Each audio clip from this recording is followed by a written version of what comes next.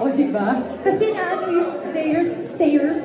Okay, so here is our list. Ito po, simulan natin with batch 1. We have Alan Sancon, followed by Erwin Ogawa, Ray Pumaloy, Nurse Almo, and Roldan Castro. Finishing up batch 1. So first, we have from Alan Sancon, Stars Photo. Okay, let us turn on his mic, please. So muli po, ang ating hashtag ay CITW Media Conference at saka CITW ERA or ERA. Ano ba? Hello. Yeah. Let's go. So, good afternoon everyone. Congratulations sa the third part itong University series ng Vivo One. I just want to ask yung question ko, yung one question ko to the four, kay Direk, kay Dwayne, kay Sahaya, and kay Gab. Kasi parang very successful yung dalawang two-part series na Sky and yung Raining Spania. Is there any pressure on your part, especially to Gab and to Haya, to do this? Kasi kayo yung magpo-portray nung ano dito, na bida. So, kay Direk muna, is there any pressure on your part na hindi man malagpasan, mapantayan yung success ng dalawang series? Actually, matindi po yung pressure nung una pa lang. Kasi ako mismo, tinanood ko yung first two books. Pati yung books nabasa ko. So, even the adaptation mismo, kasi sobrang ganda ng book na sinulat ni Guy. So, yung pressure nun to translate it to a series, it's very challenging. Pero, yung pressure naman niya, good pressure. Hindi naman siya parang intimidating na parang nakaka-paralyze or anything like that. It's more of, we just try to have fun. Lagi kong sinasabi kila Gab and Haya na iba tong book natin, where parang meron tayong, hindi natin pwede i-compare yung book natin dun sa first two books kasi magkakaiba talaga sila. At lahat naman sila maganda. So, ayun, may pressure pero we enjoy the pressure, we welcome it, and we embrace the pressure. Okay, maraming salamat. Why? Yeah. Every book naman po, there's always this pressure kasi every book is different from each other. So, since successful in Raining Spania and Saves Guys Archer, we have to maintain that yung audience na yung mga nanood ng first two books. And also because this is such a new world for us kasi more on nasa sports field, wala naman ganito sa Raining Spania and Saves Guys Archer. So, yung pressure for me is coming from, maintaining the essence of the story kasi that's what I'm here for. That's why I'm part of the creators so that make sure na yung essence ng story and the characters will stay true to their characters talaga. So, for now, I mean, nakikita ko naman na they're really staying true to the character and also nakabantay din naman kami sa lahat ng script. So, siguro it's how the audience will react na lang talaga kapag lumabas na. But since the cast, they're all working hard, I'm sure this will be a success too. Yeah. How about Gab and Sahaya? I have to take a breath every time. Pressure. I did feel a lot of pressure. It was like up and down. Every now and then I wouldn't feel it, but then I would. I do know that a lot of the pressure comes from because I know that we hold a lot of responsibility to pay respect to the stories and to a lot of different aspects of the story. Then even like with the cheerleading, like I talk about this a lot, but really wanted to pay respect to that day. Sometimes it would make me anxious, but then at the same time I'm grateful for it because it shows that we care. And we care about making this project good and this show good. So, yes. Sobrang, like what Haya said, sobrang pressure po yung sa amin to kasi this is the biggest project that we're doing and pressure is good because it means na mahalaga yung project po sa amin. And we just wanna do our best kahit masustain lang namin yung first and second book as long as magustuhan ng fans at ma-appreciate po yung binigay namin na work. Okay na po sa amin. Thank you and congratulations everyone. Okay, maraming salamat po. Next up, pakinggan natin ang mga katanungan ni Erwin Ogawa from Anong Ganap. Congrats guys sa new series. Kay Direk. Ano pong kaibahan nitong series na to or project na to from your previous projects? Actually, ito yung first ko na kumbaga romantic comedy talaga. Pero as I've said kanina, ito nga yung series na hindi lang magpapakilig, magpapaiyak din siya.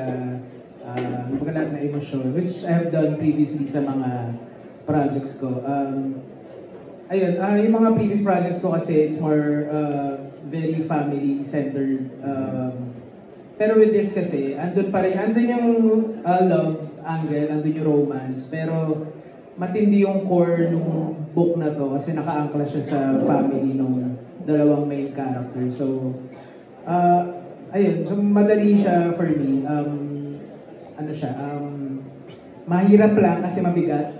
Mas iba yung topic, iba yung kumbaga yung pinagdaanan ng characters dito kasi sobrang bigat na yung mga pagdadaanan nila. Pagdadaanan pa lang kasi hindi pa namin nakunan. So, yun yung challenge. Pero, it's something new. Kaya na-excite din akong gawin siya coming from my previous project. Thank you, Direk. Kay Miss Guay naman, how are you going to compare your feeling yung sa nilaunch yung Rain in España, Safe Skies, kada series, anong feeling na napakuha mo? It's the same feeling all over again. The pressure that I mentioned earlier. And also excitement, syempre. Kasi I will have to work again with new mga bida. And we will have to curate their character again. So, for me, very, very exciting. Kasi I'm always excited to see kung paano magta-translate yung book into something na mapapanood mo on screen. So, I'm really excited to see. Kapag pinapanood ko sila, I would be so happy na parang, ganito pala kapag inact na siya, ganito pala yung feeling. So I'm really, really excited. Pero the pressure comes with it din. Kasi, we will have different reactions from this. But, as long as we are all working hard, we know that we are working hard for this, I'm sure this will all be worth it. And bakit daw Chasing in the Wild? Pwede ba mag-mention ng universe? Okay na po. Kasi po, it was originally yung Yellow and Green School. So, Tigers and Archer. So, Chasing Archer and Wild Tiger. So, Yes na. Okay. Thank you. Good luck sa new series. thank you po. Thank you very much. Moving on po, from Abantaniling, we have Ray Pumaloy. Hi, good afternoon everyone. Hi, Kaya. Tapos yung question ko for Wilbert and Gav, it's nice to see you cross already from sexy to wholesome. Ibig sabihin nito ay, wait lang ha. Ibig bang sabihin nito ay hindi na kayo mabibiba Max? For now naman po, me and the management talked about this na we should focus on university series. Pero of course, we're not closing the door to do movies like that. Pero as of now, we want to focus on being savvy and him for being arty. Hindi ka walang sexy dito, no? Dahil wholesome. Yes, wholesome naman po. Okay. Wilbert. Si Wilbert ako yung pinakamarami kasing sexy. Saan po? Actually, sa matagal na po ito, sobrang magto 2 years na po ata na, 1 year pala na management po mismo yung nag-decide for me na to stop na Viva Max and then mag-focus na sa wholesome. Yun lang. Relief ba ito para sa'yo? Relief ba ito para sa'yo? Medyo. Kasi merong bigat, hindi po kasi talaga madali to do things like sex scenes and lalo parang wholesome naman ako sa totoong buhay. Medyo, hindi po siya madali talaga. Nakakapagod po siya sa katawan, sa utak. So, dito po sa mga wholesome na po na project. So, medyo mas magaan na po siguro in terms sa work na ginagawa. Ayun. Thank you. Pa-bonus man tips kay Gab. Kasi parang laki ng braso mo, Gab, dyan. Too good to be true. Pwede mo pakita in person kung talagang braso mo. Yes naman. Sa totoo lang, parang laki-laki. Hindi ba enhance yan? Kakatapos ko po ng bungag gym lang niya actually. Okay. So hindi ano yan. Take it off. Take it off. Pakita mo, Gab, para sa fans. Sige, sabi na lang po sa movie na lang, para sa show na lang po, para naiabangan na rin po sila. Okay. Good answer, Gab. Okay po, maraming salamat, Sir Ray. Stroke down, sabi ng mga press, ayaw pumayag. Braso lang ang gano'n. Papakiplex. Malaki nga. Okay, thank you. Okay. Thank you so much. Okay, moving on. Okay. Balot na balot nga ako ngayon. Marker ka naman daw, sabi ng mga fans. Pang-fans lang. Wala ako sa kondisyon. Okay, thank you so much, Marco. Moving on po tayo kay Nurse Anmo from GMA Entertainment. Also, gentle reminder lang po, Viva One po sana ang focus ng questions. Thank you so much. Maraming salamat. Hello, good afternoon. This is for Miss Y.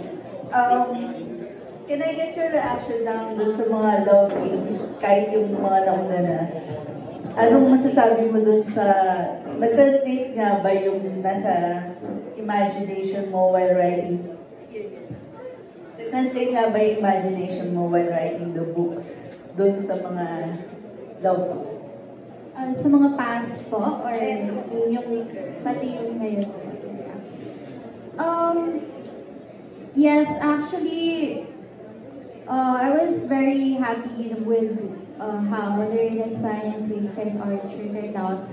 So I'm really looking forward pa for Chasing the Wild. But I was there during the look test. So, pinili talaga namin itong si Haya at saka si Gab kasi I really see them as Sally and Elise. From how they, like, the basketball, si Gab in real life, and then si Haya, the way she talks, really parang in character. So, I can really see them as their characters, especially kahit naman in the first place, kahit hindi mo masyadong mag-feel yan kapag look test, kapag nakita mo na talaga yung result, yung episode, you will feel, especially yung for the first book, yung breakup scene ni Felix and Luna, yun talaga yung feel na feel ko. And then for the second book, di ka parang bakit laging breakup scene? Kapag breakup scene, saka ako nakikita talaga ng sobrang in character nila. So I'm really, really excited for their 5th anniversary. So siguro dun ko masasabi talaga na they really, really fit the role, and they bagay na bagay talaga sa kanila yung bagay na bagay talaga sa kanila yung role na binigay para sa kanila. Okay, second question is for Wilbert.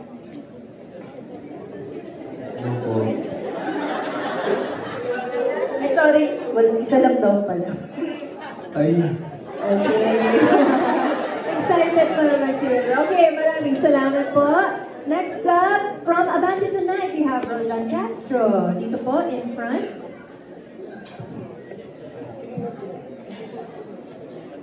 kay Anjo na lang. Anjo, kumusta ka trabaho ang mga bagets?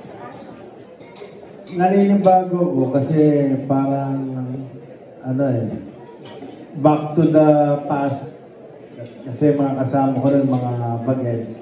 Although I'm having fun, hindi ko lang masakyan ngayon yung mga trips nila. Like music, like yung pananalita nila, like yung gimmick nila. Although I'm having fun, especially dun sa role ko kasi ako yung bodyguard ni Elise. Pero marespeto naman ng mga to. Sobrang may respeto sila sa akin. Wag lang kayong magmamano. Kiss lang ng kiss. Okay, thank you. Okay, maraming salamat po. So that's batch 1. Batch 2 consists of Romel Gonzalez, Jojo Panaligan, Bobby Requintina, and Kate Adahar. Ngayon po, pakinggan natin from PEP. We have Romel Gonzalez. Dito po, malapit sa ating catwalk. Sige, my one question is for all the love teams here. Kasi, di ba, sa pagkakaalam ko, ang totoo lang na may relasyon sa inyo, si Heaven at si Michael. So, the rest of the rest of the love teams, wala bang level up sa inyong sitwasyon? Wala ba kayong gagawin para maging totohanan na rin ang relasyon niyo tulad ni Heaven at ni Michael? Siguro si ano muna, si Gab tsaka si Hyacinth. For me, I'm really happy of what me and Haya have because we've been closer for the past few months because we've been doing workshops, relationship works, and especially the music video.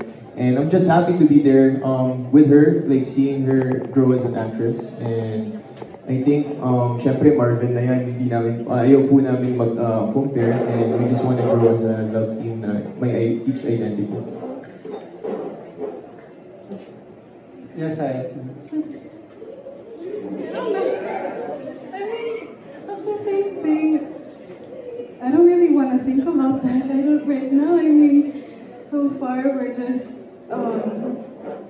really focusing sa project natin, and of course our relationship and the foundation of our relationship din. Pero so far, you know, I feel very, Parang pinag-nakilig ka, Hyacinth, ha? All I can say is I'm very grateful that Gab is and we're in a team together, and I feel very safe with him. And I'm very grateful for that. Thank you. Krisha, kayo, kumusta na ni Jerome? Hi po. Hi.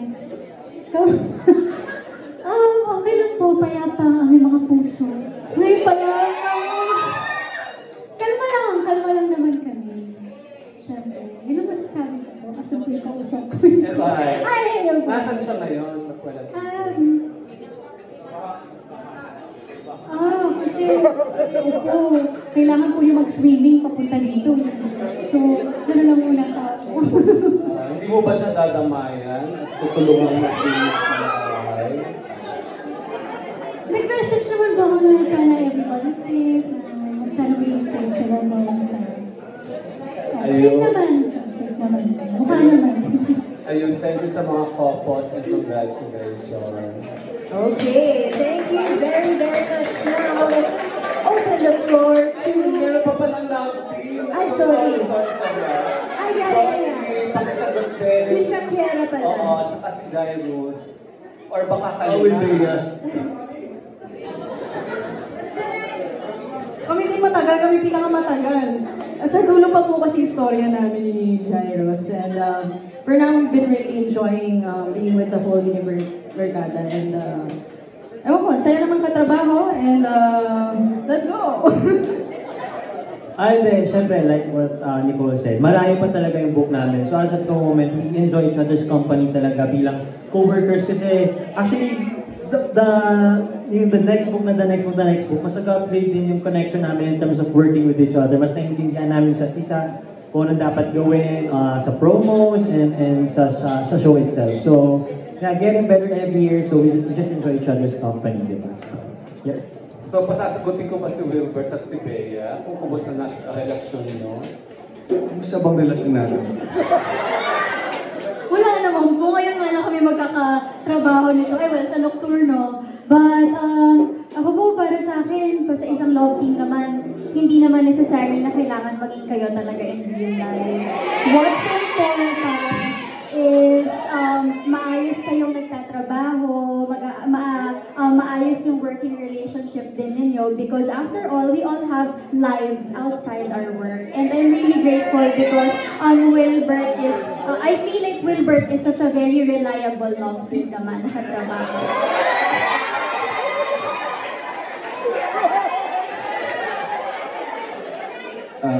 Thank you for your wonderful words.